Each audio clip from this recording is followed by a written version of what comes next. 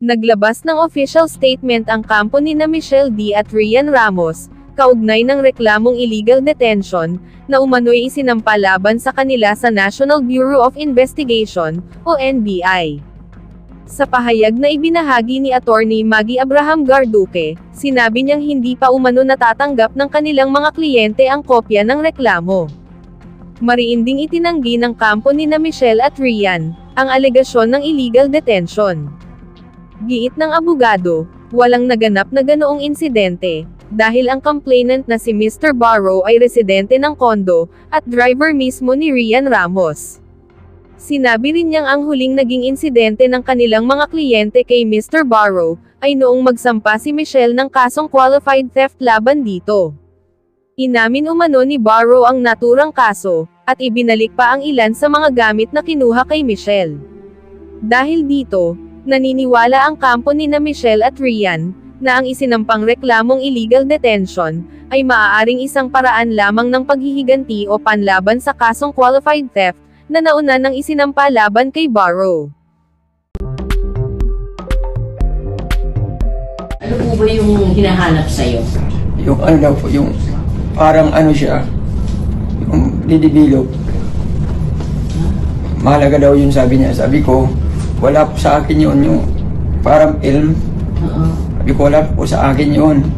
Sabi ko kay ma'am, sabi niya, ibigay mo na sa amin para wala na problema. Ma'am, wala po sa akin, kahit anong gawin niyo, wala po sa akin talaga yun. Yun. Wala akong mabigay. Yung pinabayan ko sa magwardya niya. Ano bang anong pagkakaalam mo na laman ng film? Mga picture daw mga picture. Nino? Ewan ko, basta sabi niya mga picture. Sino-sino yung mga involved dito? Si ano po? Detalye mo kung sino sila, ha? Opo. Si ano po, yung dalawang bodyguard, si Ian sa si Ping. Tapos, si Michelle D, si Samantha, si Ma'am Rian, saka si Barbara. Rian. Ramos po. Saka si Barbara. Yung katulong ni Samantha. Galing kami sa taping sa junction. Pag pag uwi ko po nung 17 ng alas 3, maling araw kami ni Ma'am Rian. Pagbaba ko po ng gamit, bigla pa ako nilang hinawakan, tapos binugbog agad ako dun sa loob. Pero makaawa po ako. Kahit ano na ko siya, binugbog pa rin ako. Makaawa ko nila. Tapos nung nakaupo na ako sa upuan, pinapamin sa akin yung isa. Hindi ko mamin kasi wala man sa akin. Titirahin na naman ako. Ilang beses ako tumumba sa upuan. Kahit anong makahawa ko, wala lang kanila. Tapos nung paalis si Ma'am Michelle sa ibang lugar, may petsa. Mga 6 ng umaga, 17. Itinuloy-tuloy pa rin yung pagbubog sa akin ng mga bodyguard niya. Mga kasama ko yun sa trabaho sila. Hindi po sila naawa sa akin. Tapos, si Ma'am Maria naman, andun siya, sinampan niya ako, tapos minatukan niya ako ilang beses. Yun yung ano ko, bakit pati siya, binatukan ako. Tapos noon, binugbugan naman ako, ng mga bodyguard niya. Gusto ko umihi, hindi ako pinapaihi. Sabi sa akin, sige, umihi ka dyan. Tapos inamin mo, pero hindi ko ginawa yung tinis ko lang. Kaya umangat ako kunti, umangat ako. Nung tinira ni Rauli ako, kaya tumakbo ako sa CR, malapit ang CR, parang ganyan lang. Tumakbo ako, umihi ako, nung paglabas ko, tinira na naman nila ako, gapang ako dun sa mimisa. Tapos bumangon ako. Tapos, nung makahawa ko kanila na, tama na, di ko na kaya. Kasi tinap sa akin, sobra-sobra. Tapos nung nakasandal ako sa misa, may narinig ako na titirahin nila ako, tatapusin nila ako. Kaya, nawala ko sa isip ko, tumalon ako 39 floor sa likod. Pagtalonin ko, mga bandang siguro ibaba, mga 25 floor. Nakahawak ako sa lubid. Kamay ko na sa ugat. Tapos pagtalong ko nun, sa mga 25 floor daw sabi ng OIC, pag-angat ng tinalo ng lubid, nakapasok ako ng parang siya, kwarto ng mga babae, sa pintana. Doon ako dumaan, naglakad lang ako, tanong pa sa akin ng babae, ano yung kuya, wala, sabi ko lang, padaan lang ako, dumaan ako, pagbaba ko ng elevator hanggang sa ground floor, may lobby, nakita ko ng OIC, hinawakan ako pati yung 2 bodyguard, hinawakan ako dito, pati dito. Inakyat ulit ako sa taas. Bakit ko sa taas? Yun, binugbog pa rin ako noon. Kasi bumaba yung OIC, wala na, binugbog pa rin ako. Tapos nung nabukasan, dumating yung Michelle D, mga 18, pinarusahan niya ako. Michelle D, yung model. Opo. Pinarusahan niya ako, inubaran niya ako. Binuhusan niya ako ng alcohol sa katawan, tapos isprayan niya ako. Natanong ko siya, ma'am, ano po gagawin natin? Sabi niya, maglalaro tayo. Sabi niya sa akin. Sabi ko, ma'am, ano po yun? Sabi niya, basta pagubad niya sa akin, wala ako damit. Yung isa niya, inangatulog ko, disprayan niya yung mata ko, tapos tinangganyan ng dilang dalirit niya. Tapos noon, nawakan niya ang kamay ko. Ipinasok niya sa dalawang dito niya saka dito.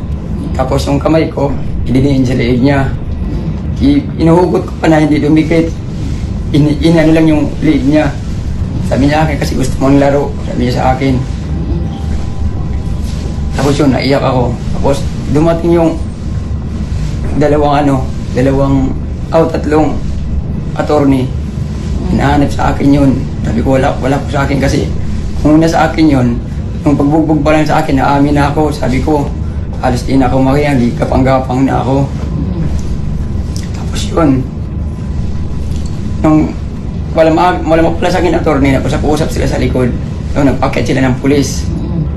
Pagkakit ng pulis, nagtanong sa akin ng pulis, nasa iyo ba? Wala. Sabi, wala po sir. Sabi sa akin, paano yun? Dadaling ka namin. Sabi ko, sige, okay lang po sir, okay lang po. Dinala ako nila. Pagdating dyan sa may Makati Station, sa may Juan Ayala, 30 minutes ako dyan, kinulong muna. Pinitsuran ako. Tapos, dinala ako sa medical ako. Tapos sabi ng pulis sa medical, huwag mo lang sabihin na binugbog ka para mabilis yung ano natin. Preciso kasi anong oras na. Sabi ko, sige po sir. Sabi niya, basta sabihin mo na wala para mabilis tayo. Sige po sir. Dinala ko sa kulungan. Kinitsuran ako ulit doon, yung may hawak ako. Pinasok ako ng dilaw. Tapos pinasok ako doon. Pinabukasan, dumating si Michelle D. Saka yung Samantha, yung bodyguard. Dating ko doon, hindi kami nagharap na sa pinto siya, kausap niya yung mga pulis. Ako naman sa loob. Pero nasa loob din siya, pero sa pinto banda. Kinausap ako ng pulis, nasa iyo ba? Ibigay mo na para matapos. Sabi ko, wala po talaga sa akin yun. Kahit doon pala bugbog sa akin, wala talaga. Ibibigay ko na kung nandito sa akin, sabi ko. Kasi hirap ay pinagdaanan, sabi ko. Tapos yun, pag, tinakita ko sa third floor, binubog ako ng 2 pulis sa taas.